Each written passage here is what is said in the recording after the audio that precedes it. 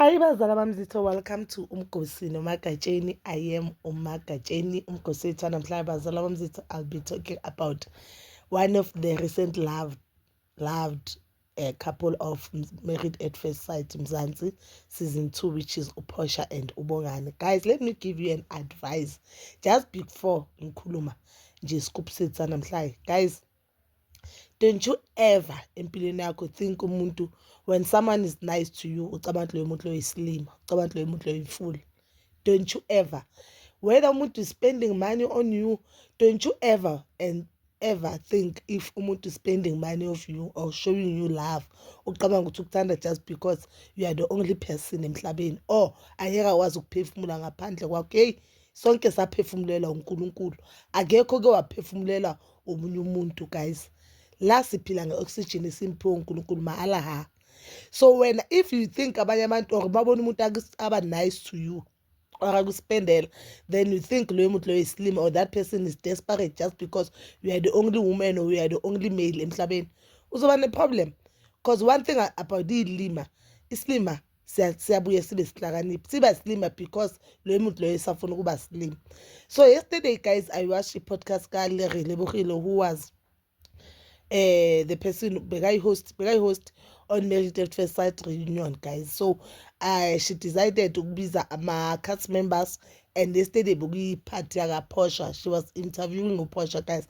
I loved the interview. I loved how Uphosha narrates things, but I've noticed that Uphosha is still truly in love with Ubongani, guys. I know a lot of people, they believe with Uphosha and Ubongani they are still together. No, Uphosha confirmed with Ubongani they are not together, because she believes that the time when Ubongani couldn't handle her, and at the time when I feel pain, it was so late just because Ubongani say I'm rejected, because she also said this one time babukele iBmarried at First time noBongani boyi-2 bahleli la bebahlala khona, then mabatshengisa what will happen next week, what we should expect next week. That was the scene where Uphosha bekakhuluma nomakoti ngobongani, and ubongani she could uyasho ukuthi I could sense the pain kubongani, I could feel the pain kabongani, you get. So as thina we were saying ukuthi yes, ubongani may forgive Uphosha or may love Uphosha, but bangakaboni izinto Uphosha bekazisho ngaye, bangakaboni izinto. Yabona mina engizwisa ubuhlungu kuzo zonke is the time Uphosha abuye kohlangana nefamily kabongani. Guys, la family bobabona, they even asked ubongani ukuthi uyamnika imali. No, yena wabuya wathi bebamqhomela, bebafuna ukumtshengisa ukuthi ubongani unemali. Hayibo, and uRelebogile asked her ukuthi why busho kanjalo, wathi no, yena bekadlalela, yena she felt as if bomele bamtshele ukuthi ubongani why anganamfazi. And I think those things bekafuna ukuzazi ngabantu bakiwani bamtshele ngobongani.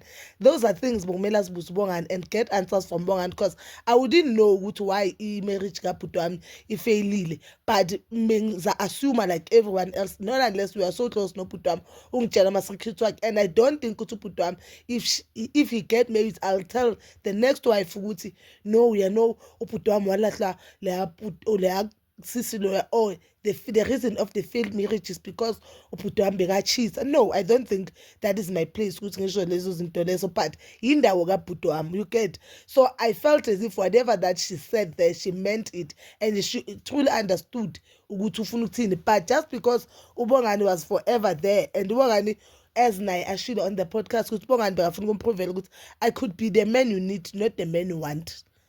You understand? So bekasabona ukuthi I've never had indoda efana noBongani. I've never been loved ngendlela uBongani angithanda ngakhona. Angikaze ngathola indoda ebekezela njengobongani, or angikaze ngathola even anyone ebekezela njengobongani. And unfortunately for her, when she realized that uBongani was checking out, you get. So guys, Uphosha, I remember uRelebogile umbuzile ukuthi so if manje ngathiwa you fix things, because even the reason of the breakup, guys, and you understand me as what I don't think it is fair for you to ask me that question here. So vele bekasabi ukuthi yes, I will clearly fix things, and then I know it's just a pride. I think Uphosha ushawa ukuthi hayi mana akashayela uCallback yazifonela Uphosha, and I think enye into emshayayo ukuthi because she is beautiful, guys. And you know when you are beautiful and she works with a lot of people a day. So I think amadoda amaningi or uhlangana namadoda amaningi and amadoda amaningi bayamtshengisa ukuthi umuhle, so uyazazi ukuthi umuhle, uyazazi ukuthi mhlawumbe ngathini in demand, ngasho kanjalo. So maybe yinto enza ukuthi anganaki ubongani, I don't know, maybe into bemenza ukuthi acabanga ukuthi angathona nanoma yiphi indoda, but I don't understand because my sister uyayidivorce. You should know ukuthi out there kunzima. You should know ukuthi akusiyo yonke indoda ene-TC njengobongani. Yo, but yeah, you could see even on her eyes ukuthi she regrets izinto azishilo. You could see uthi those things that was ujoke kabi ke uBosch. Ujoke kabi, and you could see ukuthi she still has a hope ukuthi yena noBongani they'll still be fine, and then noBongani they'll still be happy together. And I don't think indaba yemali lapho ngiyamkhulumela, I do not think ukuthi she loves uBongani just because uBongani unemali, but I think she loves uBongani and she realized ukuthi uBongani indoda ayidingayo.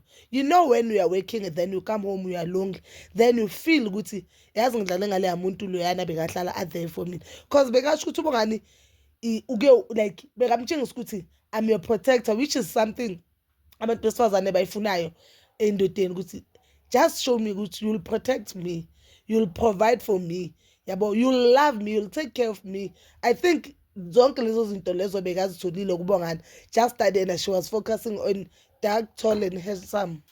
A lot of viewers will say, my sister, you are working with a lot of people a day, why don't you get that dark, tall and handsome for yourself?